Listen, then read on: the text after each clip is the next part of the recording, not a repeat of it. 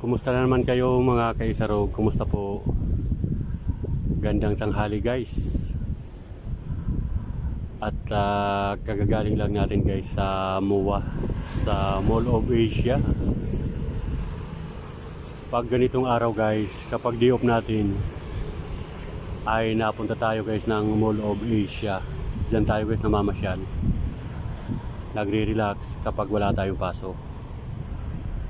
At pagkagaling guys ng Mall of Asia ay dumaan tayo guys kay Diwata sa kanyang parisan. At kumain tayo guys ng kanyang Paris Overload. Yan kasi guys nakasanayan natin kainin guys yung Paris Mami, napakasarap. Tapos may drinks at saka only rice. At hindi natin maiwasan guys na dumaan uli dito sa Tirani Diwata sa ilalim ng tulay. Ayan. Ito po yung ilalim ng tulay na Tirani Diwata. At hindi natin guys maiwasan na kuhanan natin ang video. Kasi dito tayo guys nadaan. Papunta ron kay Diwata at galing tayo kay Diwata pabalik dito, kaya sumaglit tayo dito. At napakasarap kasing tumabay dito guys dahil may mga malalaking punong kahoy. Napaka-presko guys ang dampi ng hangin. Kung naririnig niyo guys ang kaluskos ng hangin ay napakasarap dito. At tingnan niyo naman guys yung punong kahoy. Napakakapal ng punong kahoy dito guys. Ayan.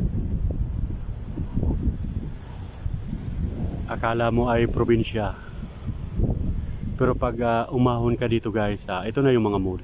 Ayan. Naggagandahan ng mga mall gusali dito sa Ruas Boulevard sa May Pasay. Ayan. At ito po yung tulay. Yan. Tulay. At tulad ng dati guys na malimit natin i-vlog, dito guys si Diwata nababa sa may tulay na to. Diyan sila nakatira sa ilalim na yan. At bababa sana tayo guys para silipin, kaya lang may mga nakatira dyan na mga kasamaan pa dati ni Diwata sa ilalim ng tulay. Baka mabulabog natin guys at baka isipin kung anong ginagawa natin. Dahil tulad po nung huling vlog ko dito ay may mga kasamaan dito guys si Diwata na dito sila nagpang-away sa ilalim ng tulay. Dahil may kasama siya na gumagamit ng illegal na droga. Kaya sila nang pang-abot at nag-away ni Diwata dahil doon sa ipinagbabawal na gamot. At baka pagbaba natin ay isipin ay kwan tayo, yung parang nag-i-spy. Ayan.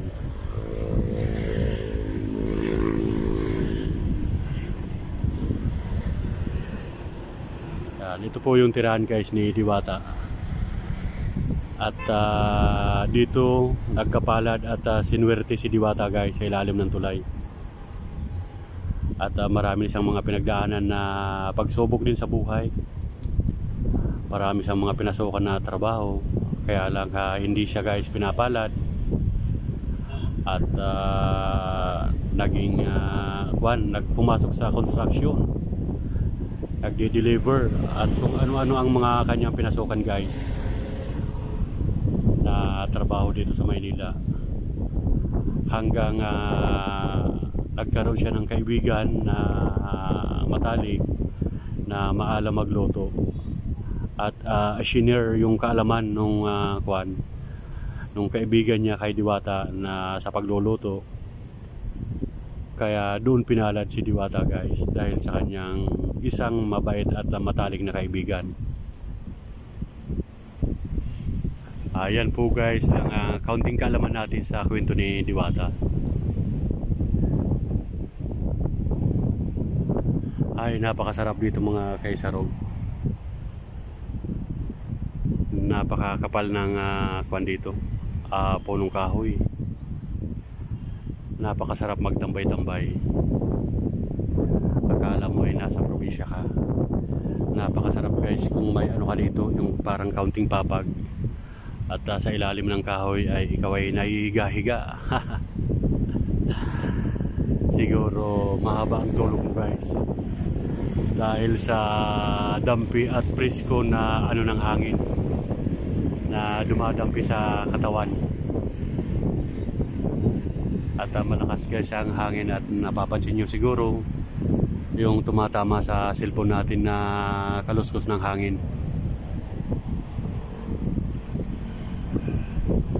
At shout out sa mga viewers natin guys. Shout out sa mga taga Pasay, Roas Boulevard.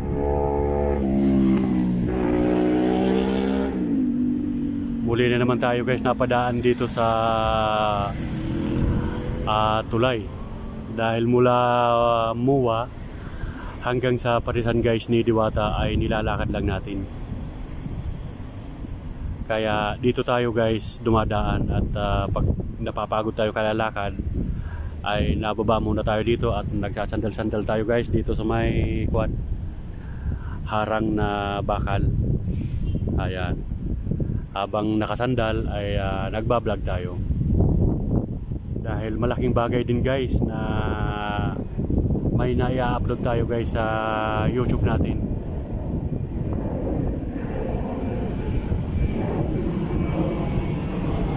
At maraming salamat sa lahat ng mga viewers natin na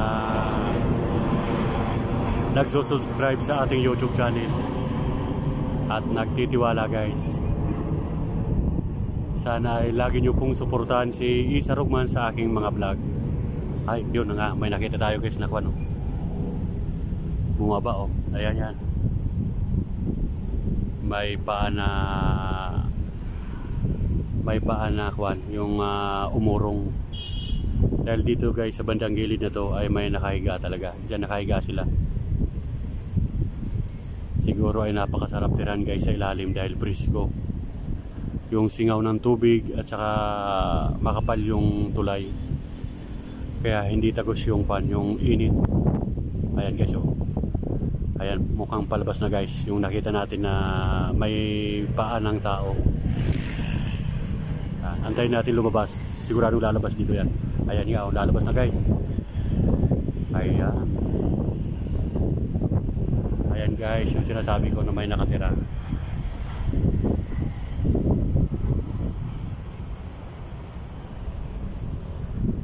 Ayan.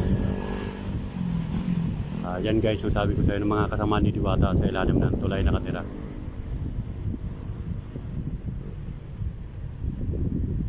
Ayan. Siguro maraming mga ano dyan natutulog ganitong oras.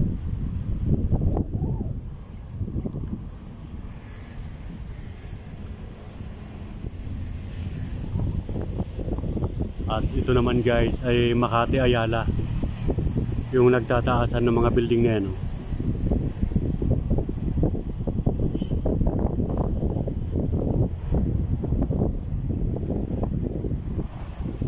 Sinum natin guys. Yan po ang Ayala Makati.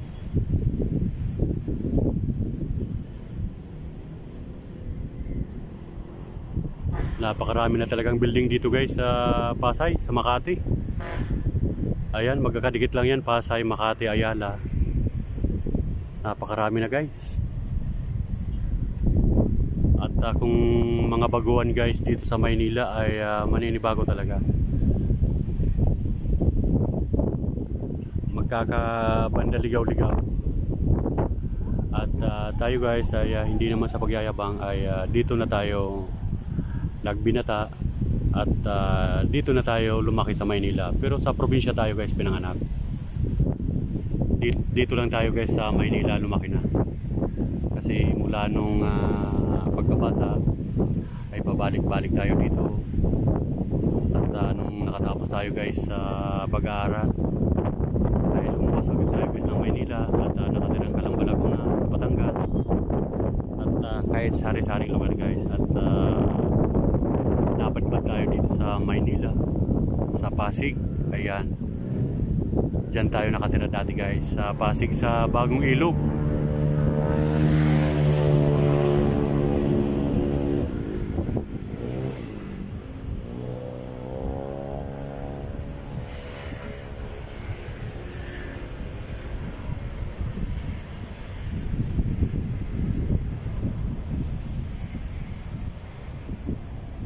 Ayan, ay mga kapal na punong kahoy mga kaisaro.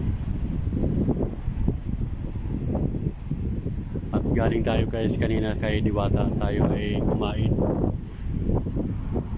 Nakakamiss kasi guys yung mga pagkain ni Diwata.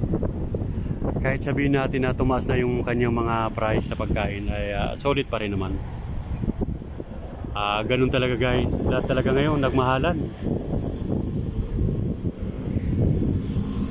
Wala nang nagmura. At magmumura ng ilang araw, pero yung pagtaas niya grabe, doble, triple. Kaya syempre kapag hindi ka rin magtaas ay malulugi ka rin guys. Kaya naunawa naman natin yung mga ganyang kwan na tumataas talaga. Wala tayong magagawa, ganun talaga yung buhay natin guys.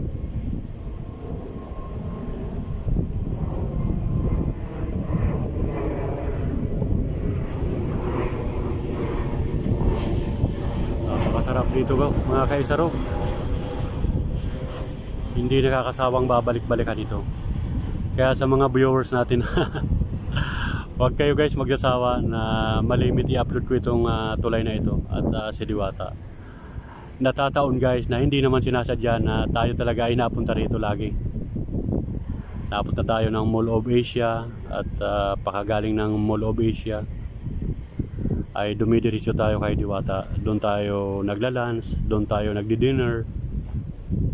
Kaya ito malimit guys ang i-upload natin. Ini-upload ko. Ayan. At sa mga bago natin na mga viewers, pibor naman mga madam, mga sir, paki-like naman at subscribe ang aking YouTube channel. At samahan nyo na rin guys ng paki-click ang notification bell para lagi kayo guys updated sa ating mga ina-upload na video.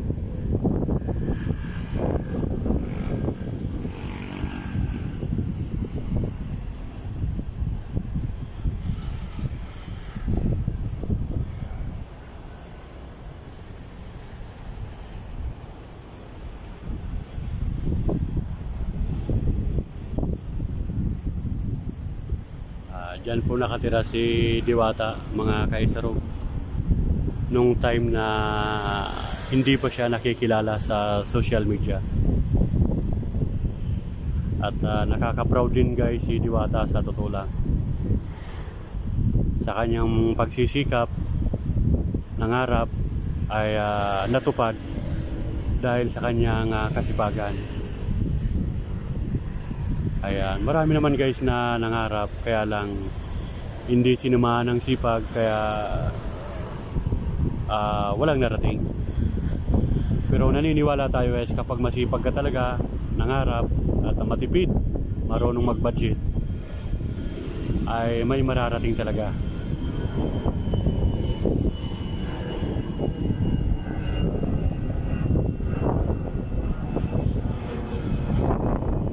Shoutout sa mga viewers pala natin ng mga OFW, sa mga kaibigan natin. Hello, good morning, good afternoon, magandang umaga sa lahat na inaabot ng aking video na nakakapanood. Shoutout po sa inyong lahat. At lagi nyo pong suportahan si Isa Rugman sa ating mga ina-upload na mga video. At pibor naman, wag nyo pong i-skip ang ads, dahil napakalaking bagay po mga kaisa Rugman yung hindi nyo po pag-skip ng ads, dahil dyan po tayo pinapasahod ni YouTube sa ads. At katunayan guys, sa sinasahod natin ay yung iba ay pinapamahagi naman natin kahit maliit lang. Dahil hindi naman talaga guys kalaki ng sahod natin sa YouTube. Pag may madaanan tayo ng mga kapuspalad na mga pulubi dito sa lansangan, ay sa maliit na halaga ay inaabot-abutan din naman natin guys. Kaya lang yung iba ay hindi na natin binibidyo, hindi na natin ina-upload yung pagbibigay. Ayan. Kaya maraming salamat yung mga hindi nag-i-skip ng ads. At napakalaking bagay ito guys sa inyo, sa akin, na hindi nyo pag-escape. Napakalaking bagay guys, sa tulad kong isang nagbablog na isang maliit na vlogger lang na hindi pa gaanong kilala sa social media. At yung iba ay kilala na tayo dahil sa mga nag-views at nag-share sa ng ating video. Kaya taos puso tayo nagpapasalamat sa lahat. Thank you very much. Ayan.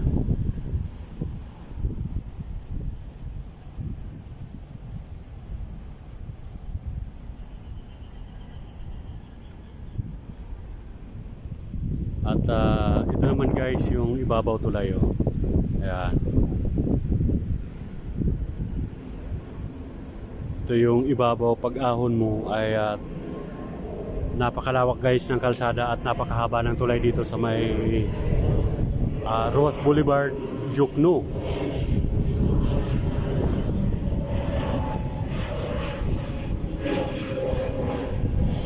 Ito guys yung mga magandang tanawin dito mga kaisarog.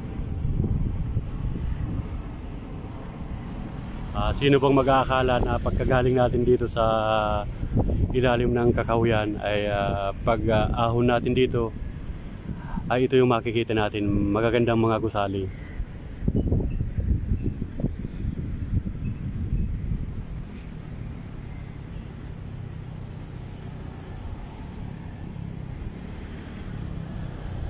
At ito yung kahabaan ng tulay guys. Ayan po, yan. At yun naman guys, yung Manila Seaside, Manila Bay, yan. Yung mga tinatambak na lupa ay malapit na rin mapunta dito sa malapit ng tulay. Talagang nilalakyan nila at tinataasan yung mga lupa dahil tatayuan guys ng building. At siguro magugulat tayo sa sunod ng mga taon, makikita natin dito guys ay mayroon ng matataas na mga gusali. Yan. Sa gitna ng dagat.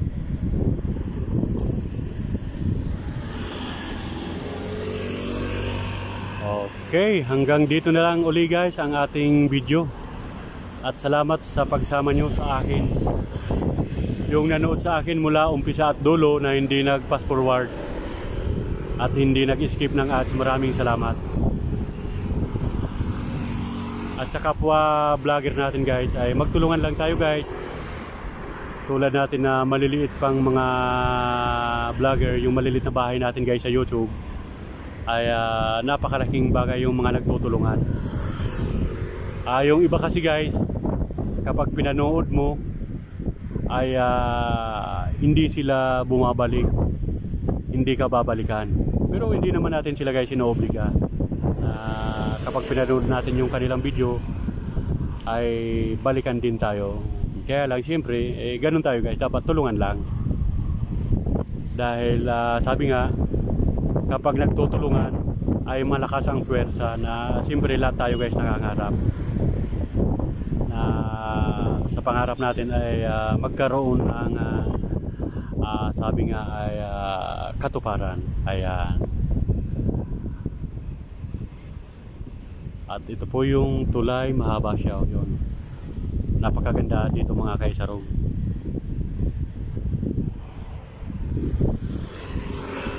Okay, hanggang sa muli mga kaisarugman. Hanggang dito na lang muna guys ang ating vlog. Thank you so much sa lahat at sa walang sawang panonood sa ating mga ina-upload na video. Thank you so much for watching. Bye bye. I love you all.